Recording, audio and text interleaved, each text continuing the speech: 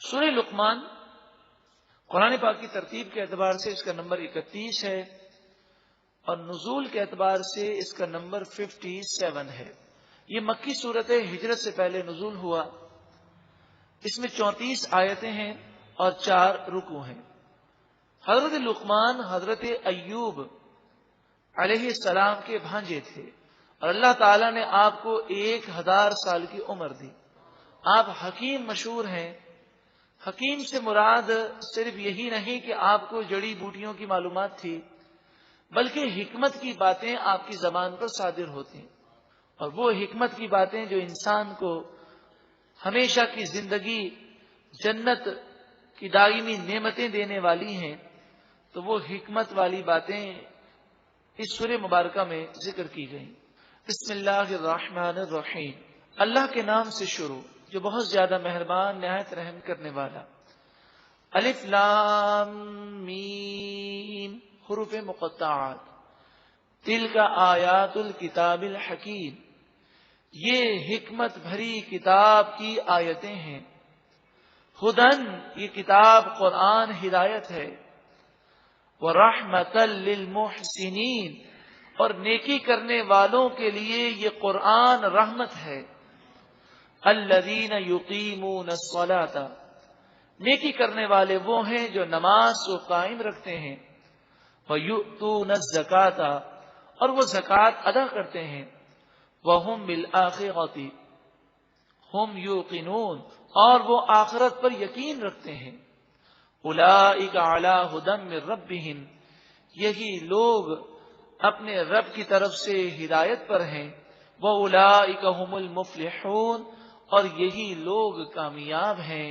اللہ تعالی ہمیں بھی ہدایت یافتہ اور کامیاب بنائے، نماز قائم رکھنے اور دیگر فرائض اور واجبات سنت مؤکدہ ادا کرنے کی ہمیں توفیق عطا فرمائے، حرام قطعی اور مکروہ تحریمی کاموں سے ہمیں بچنے کی توفیق عطا فرمائے۔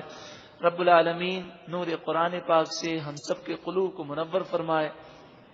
وَمِنَ النَّاسِ، اور بعض لوگ، مَن یشتری، حاصل کرتے ہیں، لہو الحدیث، فضول بات، بیہودہ کھیل،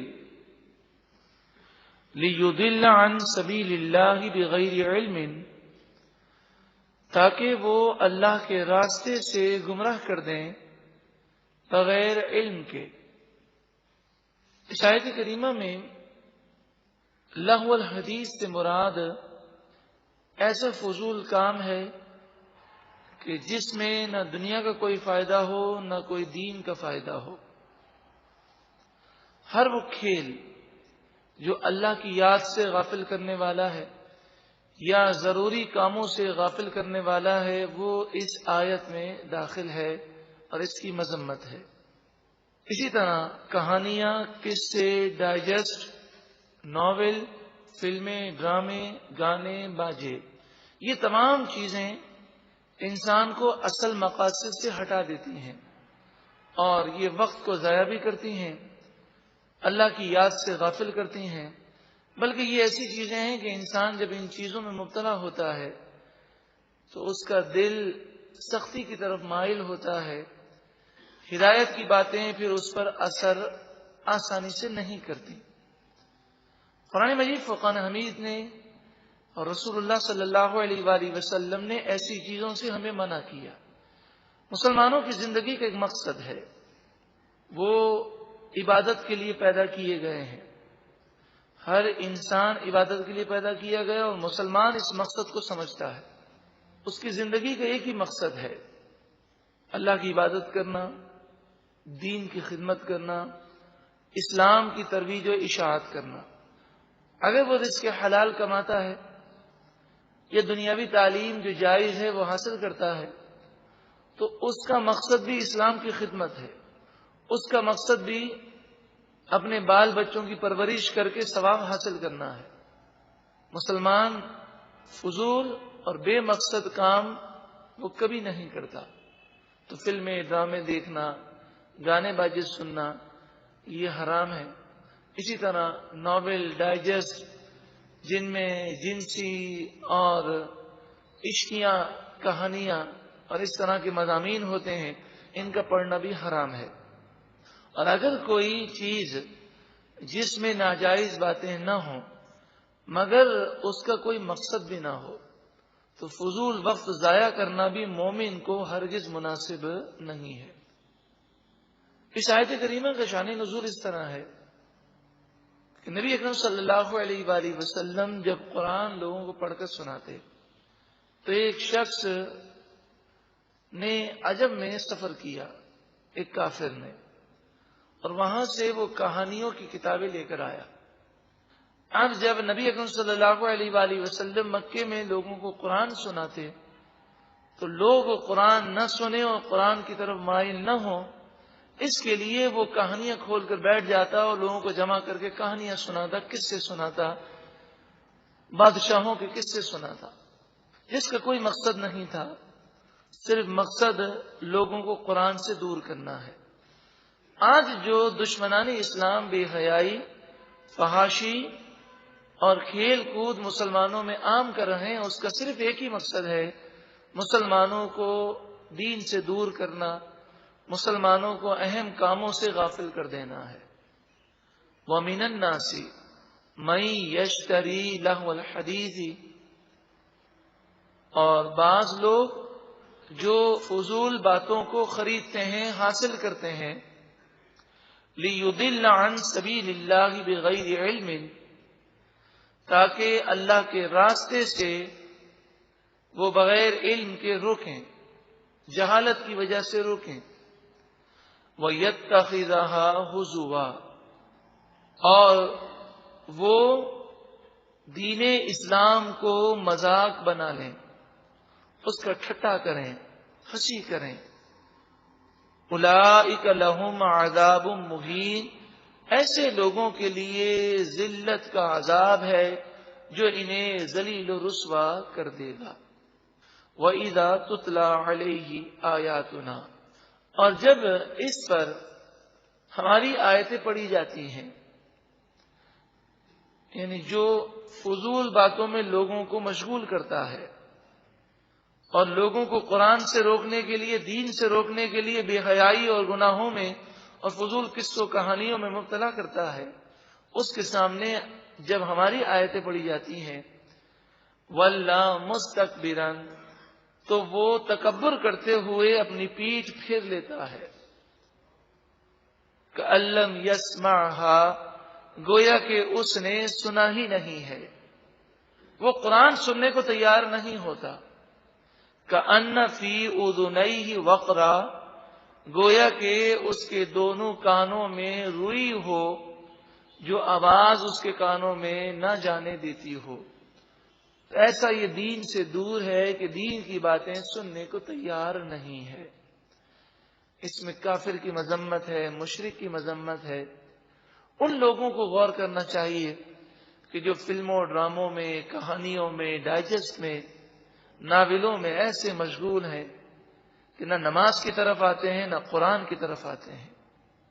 خاص طور پر یہ ناول بڑے خطرناک ہوتے ہیں۔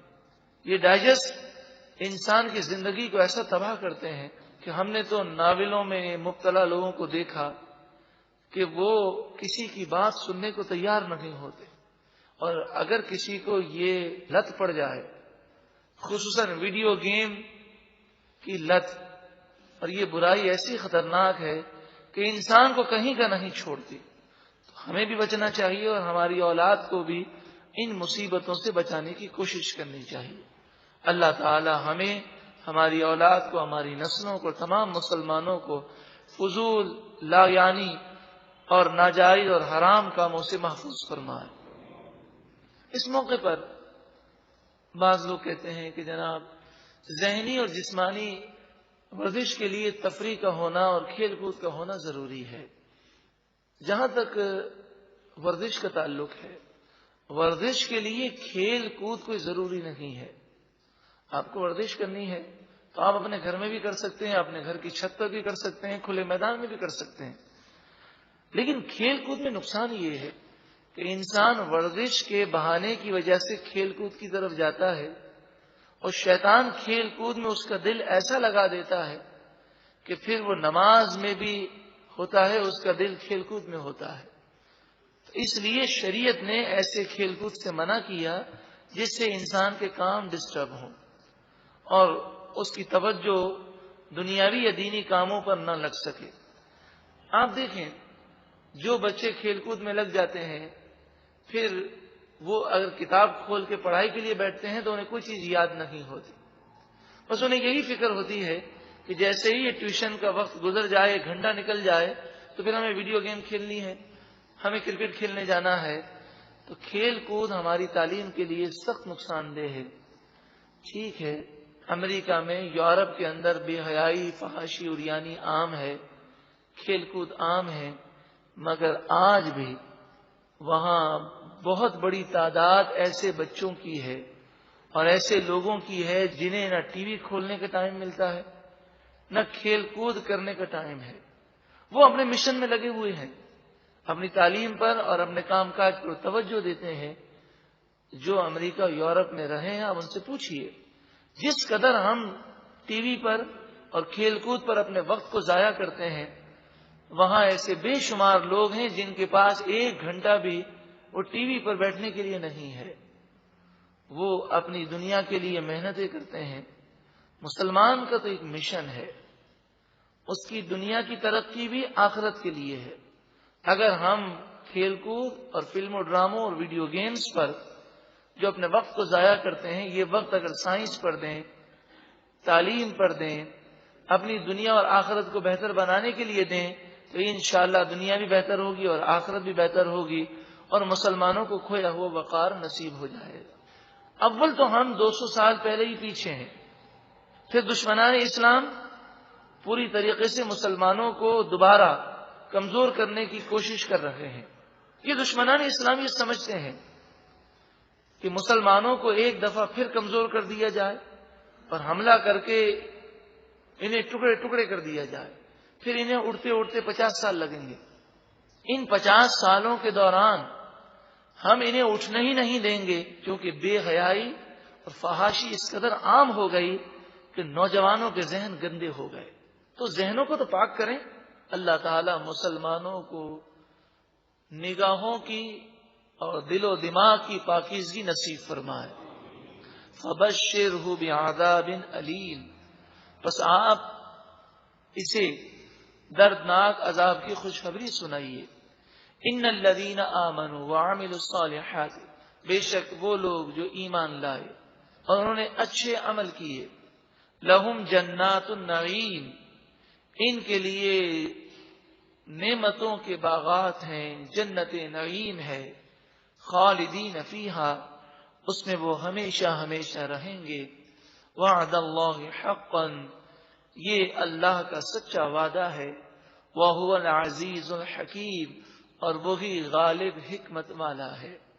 خلق السماوات بغیر عمد، اللہ نے آسمانوں کو بغیر ستونوں کے پیدا کیا. ایک چھت بھی ستونوں کے بغیر نہیں قائم رہ سکتی. رب العالمین نے اتنا بڑا آسمان بغیر ستونوں کے قائم رکھا. ترونہا، ایسے کوئی ستون نہیں جنہیں تم دیکھ سکو. وَأَلْقَى فِي الْأَرْضِ رَوَاسِيَ، اور اللہ نے زمین میں لنگر ڈالے یعنی پہاڑوں کو قائم کیا.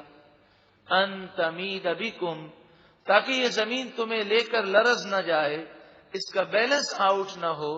اس لیے پہاڑ موجود ہیں جو زمین کے بیلنس کو درست رکھتے ہیں. قرآن و حدیث کی باتیں یقیناً حق ہیں.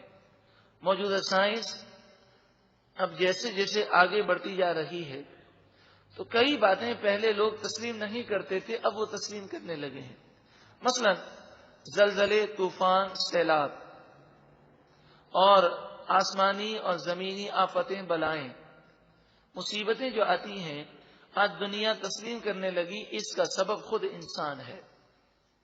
جو ٹیمپریچر بڑھ رہا ہے اس کا سبب انسان کی وہ آلودگی ہے جو فیکٹریوں سے اور گاڑیوں سے جو دھواں نکلتا ہے، جس سے سورج اور زمین کے درمیان اوزون کی جو طے ہے جو تیز روشنی کی شعاؤں کو روکتی ہے وہ جگہ جگہ سے ڈیمیج ہو گئی ہے۔ اس کے علاوہ اور بہت سارے ایسے عوامل ہیں، مثلا پہاڑوں کو توڑ دینا، اسی طرح جنگلات کو کاٹ دینا، حالانکہ جنگلات بھی طوفان اور آندھیوں سے محفوظ رکھتے ہیں۔ تو ہم نے خود اپنے ہاتھوں سے فطرت اور نیچرل چیز کو جب چینج کیا تو خود ہمارے لیے مشکلات پیدا ہوئی۔ وہ بسا اور پھیلایا، فیہا من کل دابہ، اس زمین میں اللہ تعالیٰ نے ہر قسم کے جانوروں کو پھیلا دیا، یہاں تک کہ صرف جانوروں پر تحقیق کرنے کا شعبہ الگ ہے، اور پھر تحقیق کے اندر بھی آپ دیکھیں کہ ایک شعبہ تمام جانوروں پر تحقیق نہیں کر سکتا۔ بندروں پر تحقیق کرنے کا شعبہ الگ ہے، شیر پر تحقیق کرنے کا شعبہ الگ ہے، یہاں تک کہ کئی ایسے جانور ہیں جو نایاب ہیں، جن کی تعداد بہت کم ہے۔ سائنسدان یہ تسلیم کرتے ہیں کہ ان کی زندگی کے بارے میں ہمیں پتہ نہیں کہ ان کی زندگی گزارنے کا طریقہ کیا ہے، وہ کون سی غذا کھاتے ہیں، کہاں رہتے ہیں، ان کے کیا عوامل ہیں۔ تو اللہ تبارک و تعالی نے کیسی کیسی مخلوق بنائی کہ جس پر تحقیق کرتے کرتے ہمیں صدیاں گزر گئیں، مگر پھر بھی کوئی سائنسدان یہ دعویٰ نہیں کر سکتا کہ ہم نے انسان کی بیماریوں پر یا جانوروں پر آنے والی بیماریوں پر مکمل تحقیق کر لی۔ جتنی بھی تحقیق کریں انہیں یہی کہنا پڑتا ہے کہ ابھی اس میں مزید تحقیق اور ریسرچ کی ضرورت ہے۔ یہاں تک کہ جانوروں کی زندگی کا ایک ایسا نظام ہے، آج سائنسدان اس بات کو تسلیم کرتے ہیں کہ جانور کے منہ سے ایسی ریز نکلتی ہیں کہ جس سے انہی کے ہم جنس جانور پیغامات کو سمجھ جاتے ہیں اور وہ ایک دوسرے کو خطرات سے آگاہ کرتے ہیں۔ جنگلات میں جب ایک جانور کسی کو دیکھ لیتا ہے کہ وہ درندہ آ رہا ہے تو وہ مخصوص قسم کی آوازیں نکالتا ہے، جس سے تمام جانور جو اس کے ہم جنس ہوتے ہیں وہ خطرے سے آگاہ ہو جاتے ہیں۔ اللہ رب العالمین نے ہر جانور کو اس چیز کی سمجھ عطا فرمائی جو اس کے لیے ضروری ہے۔ وَأَنزَلْنَا مِنَ السَّمَاءِ مَاءً، اور ہم نے آسمان سے پانی کو نازل کیا۔ فَأَنبَتْنَا فِيهَا مِن كُلِّ زَوْجٍ كَرِيمٍ، پس ہم نے اس زمین میں اس پانی کے ذریعے عزت والے جوڑے اگائے، یعنی درخت جن میں مذکر و مؤنث یعنی نر اور مادہ درختوں میں اور پھلوں میں اور پھولوں میں بھی ہوتے ہیں۔ ھذا خلق اللہ، یہ اللہ تعالی نے پیدا کیا ہے۔ فَأَرُونِي مَاذَا خَلَقَ الَّذِينَ مِن دُونِهِ، پس تم مجھے دکھاؤ کہ اللہ کے سوا جن کی تم پوجا کرتے ہو انہوں نے کیا پیدا کیا ہے، وہ کس کے خالق ہیں۔ جب خالق اور مالک وہی ہے تو اسی کی عبادت کرو۔ وَالظَّالِمُونَ فِي ضَلَالٍ مُبِينٍ، بلکہ ظالم کھلی گمراہی میں مبتلا ہے۔